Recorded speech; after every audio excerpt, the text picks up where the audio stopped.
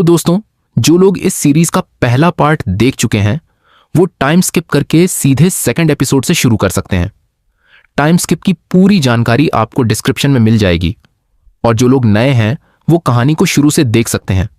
चलिए शुरू करते हैं। स्कूल के पहले ही दिन ग्रेड्स के हिसाब से सभी छात्रों को स्पिरिट बीस्ट यानी आध्यात्मिक जानवर बांटे गए। क्लास की टॉपर और प्रेसिडेंट ने बिना एक सेकंड की झिझक के एसएसएस रैंक वाले 9 पूंछ वाले फीनिक्स को चुन लिया और मैं क्लास में सबसे आखिर में। मेरी किस्मत में आया एक अकेला एस रैंक का पोलर बियर ध्रुवीय भालू। लेकिन फिर दुनिया में आइस एपोकलिप्स आ गया। अपने भालू के साथ बॉन्ड बनाने के कारण मुझे भी उसकी कोल्ड रेजिस्टेंस मिल गई। वहीं दूसरी तरफ प्रेसिडेंट का वो महान बीस्ट तो बेचारा बड़ा भी नहीं हो पाया और पहले ही दिन ठंड से कुल्फी बनकर निपट गया। उस हड्डियां जमा देने वाली भयंकर ठंड में प्रेसिडेंट ने बाकी बच्चों के साथ मिलकर मेरे मासूम भालू पर घात लगाकर हमला किया और मेरे ही सामने उसे भूनकर उसका हॉटपॉट बना डाला।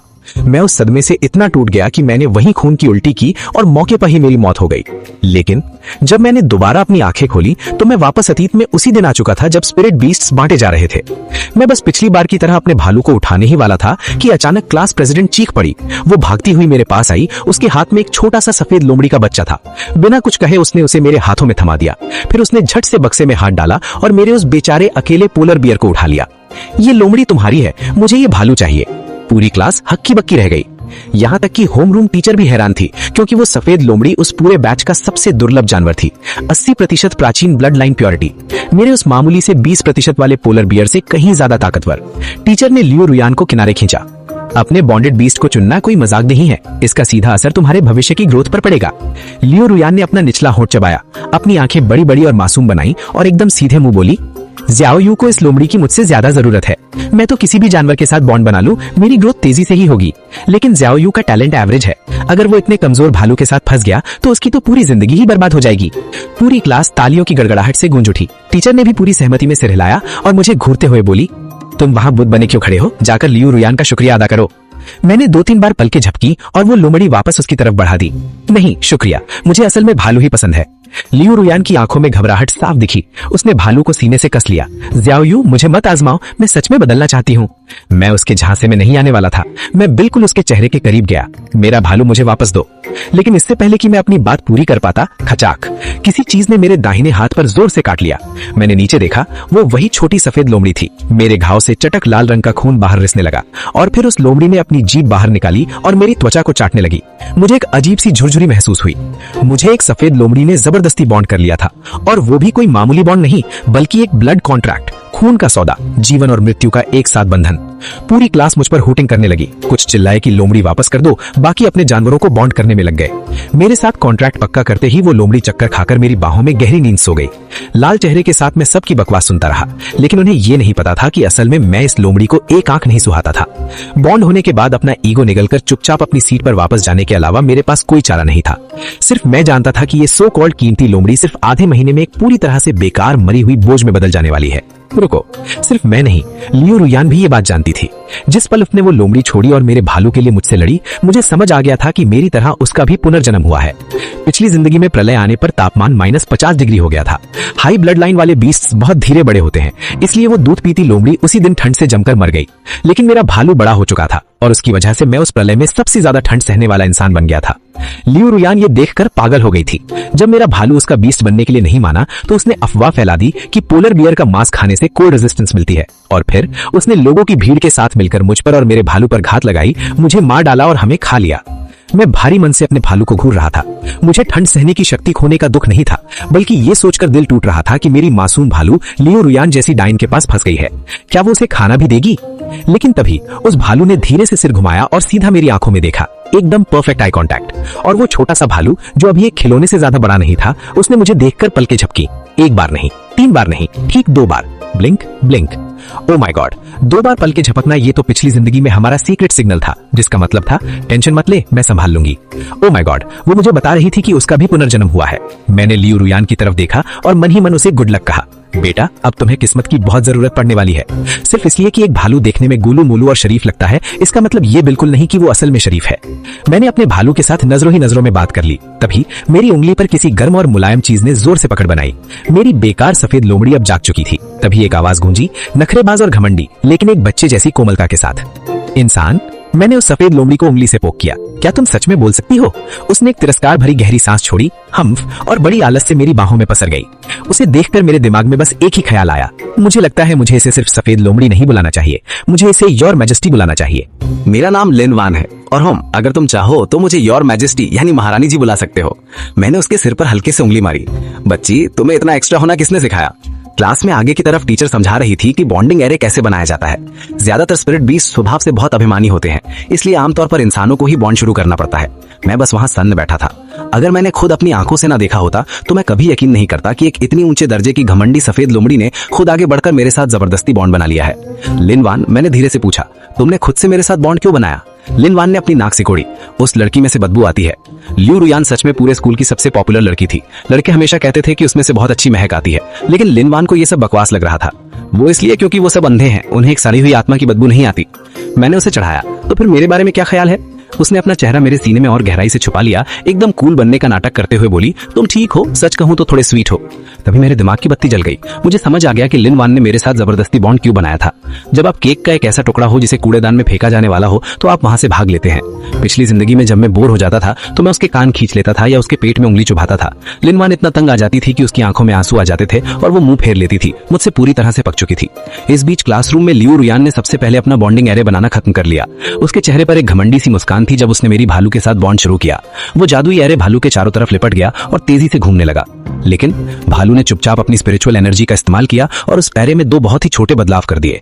एक नॉर्मल समान अधिकार वाले बॉन्ड को चुपचाप एक मास्टर सर्वेंट कॉन्ट्रैक्ट में बदल दिया गया। फर्क सिर्फ इतना था कि भालू यहाँ मास्टर थी और लियू रुयान उसकी सर्वेंट। ये एक ऐसा एरे फॉर्मेशन था जिसे मैंने और भालू ने अपनी पिछली जिंदगी में एक ट्रेनिंग के दौरान कुछ खंडहरों में खोजा था और अब वो उसी का इस्तेमाल लियू रुयान को जाल में फंसाने के लिए कर रही थी। जैसे ही लियू रुयान का बॉन्ड सफल हुआ, भालू ने मेरी तरफ देखकर एक गजब की शातिर स्माइल दी। मैंने चुपचाप डेस्क के नीचे अपना हाथ सरकाया और उसे एक बड़ा सा थम्स अप दिया। सच कहते हैं, शांत रहने वालों से कभी पंगा नहीं लेना चाहिए। अचानक मेरे कान के पास एक चिड़चिड़ी सी आवाज गूंजी, तुम एक बुरे इंसान हो। मैं बुरा कैसे हूं? मैंने आलस से उसके गोल मटोल गाल खींचे। तुमने मेरी पूंछ छुई, लिन वान ने गुस्से में सांस छोड़ते हुए कहा। वो और ज्यादा चिढ़ रही थी और फिर उसने एक ड्रामेटिक सी लंबी सांस ली। ये छोटी राजकुमारी जलन के मामले में बिल्कुल पागल थी। जब सभी का बॉन्डिंग खत्म हो गया तो होम रूम टीचर ने हर एक स्टूडेंट को एक एक कल्टीवेशन रिसोर्स पैक दिया। मैंने अपने लिए बस एक टुकड़ा रखा और बाकी सब लिन वान को स्नैक्स की तरह खिला दिया। पूरे 19 टुकड़े गायब। उसने उन्हें आलू के चिप्स की तरह चबा डाला। इससे पहले कि हम क्लासरूम से बाहर निकले, मेरी पूरी सप्लाई का सफाया हो चुका था। हर कोई मुझे ऐसे घूर रहा था जैसे मैं पागल हो गया हूँ। श्याओ यू का दिमाग खराब हो गया है। वो एक हफ्ते का कल्टीवेशन रिसोर्स था, सब एक लोमड़ी हो खिला दिया। क्या वो क्लास में सो रहा था? स्पिरिट बीस्ट बहुत धीरे धीरे बड़े होते हैं, तुम्हें उन्हें खिलाने में इतनी जल्दबाजी नहीं करनी चाहिए। यहाँ तक कि टीचर ने भी अपनी भौएं चढ़ाई। कुछ छात्र ध्यान दे, महीने का कोटा सीमित है, एक बार खत्म हो गया तो स्कूल तुम्हें एक्स्ट्रा कुछ नहीं देगा। मैंने आज्ञाकारी बच्चे की तरह सिर हिलाया। समझ गया टीचर। सच कहूं तो अपनी पिछली जिंदगी में मैं भालू के साथ पहले से ही बहुत दरिया दिल था। मैं हमेशा 50-50 करता था, लेकिन तब भी मैंने भालू को कभी एक साथ इतना सब कुछ नहीं खिलाया था। तो हाँ, सिर्फ मेरे क्लासमेट्स को ही नहीं लग रहा था कि मैं पागल हो गया हूँ, मुझे खुद भी ऐसा ही लग रहा था। क्योंकि मुझे अचानक याद आया कि लिन वान के साथ मेरा बॉन्ड एक ब्लड कॉन्ट्रैक्ट था। एक नॉर्मल बॉन्ड में अगर एक पक्ष मर जाता है तो दूसरे पर कोई असर नहीं पड़ता, लेकिन ब्लड कॉन्ट्रैक्ट का मतलब है तुम एक साथ मरते हो। अगर लिन वान पिछली बार की तरह प्रलय के पहले ही दिन ठंड से जमकर मर गई तो मैं भी उसके साथ ही मारा जाऊंगा। तो हाँ, इस छोटी सी नखरेबाज दीवा को किसी भी तरह जिंदा रखना अब मेरी सबसे बड़ी मजबूरी थी। टीचर ने हमें छुट्टी दे दी। मैं लिन वान को अपनी बाहों में लेकर बाहर निकला। जब मैं लियू रुयान के पास से गुजरा तो उसने मेरे सामने आकर खड़े होकर अपनी आवाज फुसफुसाहट में बदल ली। मुझे पता है कि तुम्हारा भी रीबॉर्थ हुआ है। इस बार भालू और कूल रेजिस्टेंस दोनों मेरे हैं। मैं मुस्कुराया, तो मुझे उम्मीद है कि तुम इसमें कामयाब होगी। लियू रुयान की आंखों में घमंड साफ झलक रहा था। भालू के साथ तो बिल्कुल मैं कामयाब होंगी। रही बात तुम दोनों की, तो बर्फ जमने के पहले दिन ही अपनी मौत को एंजॉय करना। तभी लिन वान ने मेरी बाहों से आलस में अपनी एक आंख खोली, उसे ऊपर से नीचे तक देखा, फिर अपना पिछवाड़ा उठाया और सीधा लियू रुयान पर एक फुल ऑन बदबूदार गैस छोड़ दी। लियू रुयान का सारा एटीट्यूड एक सेकंड में चकनाचूर हो गया। वो चीखी और लड़खड़ाकर कई कदम पीछे हट गई। फांग श्याओयू, तुम्हारा दिमाग खराब है क्या? इस गंदी लोमड़ी को मुझसे दूर ले जाओ। मैं जोर से हंसा, मुड़ा और वहां से चल दिया। लिन वान एक ऐसा कुआं थी जो कभी भरता नहीं था। उसके लिए बहुत सारे स्नैक्स का इंतजाम करना अब एक रियल सिरदर्द बन गया था। मैं चल रहा था और सोच रहा था, तभी मेरे दिमाग की बत्ती जल गई। मेरी पिछली जिंदगी में प्रलय आने से ठीक पहले मीडिया ने एक छोटी सी स्पिरिट वेन यानी आध्यात्मिक स्टोन की खदान के बारे में बताया था। टाइमलाइन के हिसाब से अभी तक किसी को भी उसके बारे में पता नहीं होना चाहिए। मैं लिन वान के साथ सीधा उस लोकेशन पर ड्राइव करके गया, लेकिन वहां जाकर मेरे होश उड़ गए। लियू रुयान मुझसे पहले ही वहां पहुंच गई थी। वो एक बहुत ही अमीर और रसूखदार परिवार से थी। मेरे जैसे आम इंसान का उससे मुकाबला करने का कोई चांस नहीं था। मैं किनारे पर पर खड़ा बेबसी से लियू रुयान को लगभग 20 आदमियों के साथ उस खदान से स्पिरिट स्टोन्स निकालते हुए देख रहा था। लिनवान मेरी बाहों में सिकड़ी हुई थी, चमकते हुए स्पिरिट स्टोन्स को एक एक करके बाहर निकलते हुए देख रही थी। उसने ललचाते हुए जोर से अपना थूक निगल लिया। मैंने प्यार से उसकी आंखों को अपने हाथों से ढक लिया। मत देखो बच्ची, ये स्नैक्स वैसे भी बहुत लो क्वालिटी के हैं, मैं तुम्हें किसी और भी बेहतर जगह ले चलूंगा। मैं लिन वान को गोद में लिए वहां से चल पड़ा, लेकिन हर 3 कदम पर पीछे मुड़कर देख रहा था। तभी अचानक मेरे दिमाग में एक जानी पहचानी आवाज गूंजी, बड़े भाई फांग, क्या ये आप हैं? मेरे कदम वहीं रुक गए। मैंने हैरानी से मन ही मन पूछा, छोटी भालू, तुम अब दिमाग से बात कर सकती हो? आवाज वापस आई, लियू रुयान ने मुझ पर बहुत खर्चा किया है। उसने मुझे एक सोल अवेकनिंग हर्ब, आत्मा जगाने वाली जड़ी बूटी खिलाई है ताकि मैं मानसिक संदेश भेज सकूं। बड़े भाई फांग, अभी के लिए आप लोमड़ी को लेकर कहीं आराम कर लीजिए। एक बार सारे स्पिरिट स्टोन्स खदान से बाहर आ जाएं तो मैं आपको प्राइवेट में बात करने के लिए वापस बुला लूंगी। मैं ख्यालों से बाहर आया और देखा कि एक बहुत ही खूबसूरत लोमड़ी का चेहरा मुझे शक भरी नजरों से घूर रहा था। उसकी गर्म सांसें मेरे चेहरे पर पड़ रही थीं, लेकिन जंगली जानवरों वाली उस अजीब सी बदबू के बजाय उसमें से एक बहुत ही साफ और मीठी सी महक आ रही थी, जिसका मैं नाम नहीं बता सकता था। तुम क्या कर रहे हो? लिन वान ने मुझे घूरते हुए पूछा। इंसान, जबान संभाल कर बात करो बच्ची, मैंने कहा। लिन वान ने नाक सिकोड़ी। उसकी आवाज अब रूठने वाली हो गई थी। मैंने बिल्कुल सही कहा, तुम्हारी पूरी आत्मा से उस भालू की एनर्जी की महक आ रही है। मैंने अपनी भौहें चढ़ाई। इस छोटी लोमड़ी की नाक से कुछ नहीं छुप सकता। वो आगे बोलती गई, जब एक सफेद लोमड़ी किसी के साथ ब्लड बॉन्ड बनाती है तो वो इंसान जिंदगी भर के लिए हमारा पार्टनर बन जाता है। तुम्हारा उस भालू के साथ कोई चक्कर नहीं चल सकता। मेरा चेहरा थोड़ा लाल हो गया। तुम एक बच्ची जैसी हो, तुम्हें पता भी है कि पार्टनर का मतलब क्या होता है? लिन वान ने मेरी तरफ उन आंखों से देखा जिनमें आंसू थे पर वो गिर नहीं रहे थे। फिर उसने अपने पंजों से हवा में तैरने जैसी कोई गजब की ड्रामेटिक नौटंकी की। मैं अपना चेहरा उसकी तरफ ले गया और जितना अजीब सा मुंह बना सकता था बनाया। तभी एक गीली सी छोटी नाक मेरे गाल से टकराई और इससे पहले कि मैं कुछ समझ पाता, उस नखरेबाज ने अपना सिर झटके से पीछे खींच लिया। उसने फुसफुसाते हुए कहा, मैंने तुम्हें किस कर लिया है, इसलिए अब तुम मेरे हो। यहाँ किसी और को तुम्हें चूमने का हक नहीं है। मैं वहां बुत बना खड़ा रह गया। मेरी आंखें फटी की फटी रह गईं। यार, मुझे अभी अभी एक लोमड़ी के पिल्ले ने चकमा दे दिया था। मैं स्पिरिट खदान को भालू के भरोसे छोड़कर लिन वान के साथ वापस गाड़ी में आ गया और मुझे लगभग तुरंत ही नींद आ गई। जब मेरी आंख खुली तो घुप अंधेरा हो चुका था। हम किसी सुनसान जगह पर थे जहां कोई रोशनी नहीं थी, कोई आवाज नहीं, बस चारों तरफ एक काला घना जंगल था। और ठीक उसी पल भालू ने एक टेलीपैथिक संदेश भेजा, बड़े भाई फांग, जल्दी आइए, वो सब जा चुके हैं। मैंने भी वापस जवाब दिया। जब मैंने नीचे देखा तो पाया कि लिन वान मुझे दुनिया की सबसे शक्की और इल्जाम लगाने वाली नजरों से घूर रही थी। मुझे बिना किसी वजह के गिल्टी महसूस होने लगा। हम किसी अजीब चीज के बारे में बात नहीं कर रहे थे, मैंने सफाई देते हुए कहा। लिन वान ने मुंह फेर लिया। मैं कुछ नहीं सुन रही, मैं आज तुमसे कोई बात नहीं करूंगी। Full attitude. रात के उस अंधेरे से आसमान के नीचे मैं लिन वान को गोद में लिए उस खदान की तरफ बढ़ा। बिल्कुल भालू के कहे अनुसार वहां कोई नहीं था। उन्होंने बस खदान को छुपाने के लिए एक कंसीलमेंट एरे, जादुई पर्दा लगा रखा था।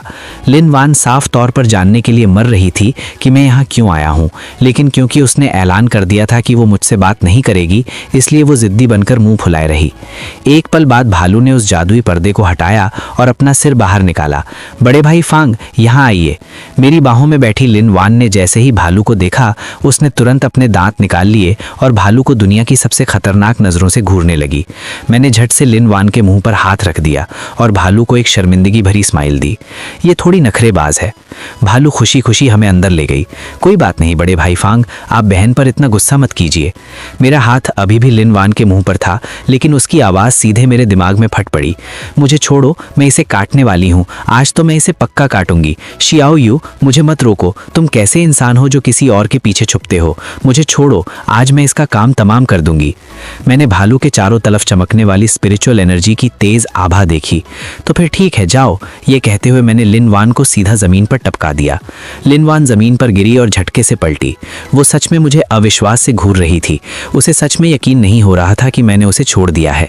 फिर वो भालू की तरफ दौड़ी, वो भी लगभग 0.008 मीटर प्रति सेकंड की भयंकर स्लो मोशन स्पीड से। हर तीसरे कदम पर वो पीछे मुड़कर मुझे देख रही थी और चौथी बार मुड़ने पर उसने सीधे मेरी आंखों में आंखें डालकर पूछा, तुम मुझे सच में नहीं रोकोगे? दोगे? मैंने भालू की एनर्जी चेक की। वो पूरी दोपहर से स्नैक्स खा रही थी। उसकी पावर लिन वान से लगभग 50 गुना ज्यादा ताकतवर थी। मैंने लिन वान को देखकर मुस्कुराते हुए कहा, जाओ आगे बढ़ो। अगर तुम इसका काम तमाम कर दोगी तो मेरे दिल में सिर्फ एक ही इंसान के लिए जगह बचेगी। लिन वान के पंजे घबराहट से कांपने लगे। उसने भालू की उस खतरनाक आभा को देखा जो चीख चीख कर खतरा बता रही थी। फिर वो झीमती हुई छोटे छोटे कदम बढ़ाती मेरे पैरों के पास आ गई। ठीक है, तुमने इस बार बहुत अच्छे से माफी मांगी है। मैं तुम दोनों को तुम्हारी उस फ्लर्टिंग के लिए माफ करती हूँ, लेकिन आगे से ऐसा नहीं होना चाहिए। गजब की पलटी मारी। भालू ने खदान से निकाले गए स्पिरिट स्टोन्स को 3 ढेरों में बांट दिया था। एक बहुत ही छोटा सा ढेर अपने लिए, एक मीडियम साइज का ढेर और एक पहाड़ जितना विशालकाय ढेर। बड़े भाई फांग, मुझे बस इतने की ही जरूरत है, भालू ने कहा। लिन वान की आंखें उस विशालकाय ढेर को देखकर हरी आग की तरह चमक उठीं। भालू ने मीडियम ढेर की तरफ इशारा किया। यह आपके कल्टीवेशन के लिए काफी होगा। और फिर उस पहाड़ जितने ढेर की तरफ इशारा किया। और ये सब बहन के लिए। ये सुनते ही लिन वान ने मेरी तरफ देखा और बोली, रुको इंसान, मुझे नहीं लगता कि ये भालू तुम्हें पसंद करती है। मुझे लगता है ये मुझ पर लट्टू है। मैंने उसके माथे पर एक हल्की सी टपली मारी। तुम्हारा पूरा दिमाग सिर्फ रोमांस से भरा है। तुम्हारे लिए तो हर चीज एक लव स्टोरी है। लिन वान अभी भी मानने को तैयार नहीं थी, जब तक कि मैंने धीरे से नहीं कहा, क्या तुम्हें अभी भी वो स्नैक्स चाहिए? वो तुरंत चुप हो गई। फिर मैंने भालू की तरफ पूरी चिंता भरी नजरों से देखा। माहौल अचानक सीरियस हो गया था। मैंने अभी अभी इस पूरी खदान का खजाना खाली कर दिया है। मैंने भारी आवाज में पूछा, क्या ल्यू रुआन इस वजह से तुम्हें कोई नुकसान पहुंचाएगी?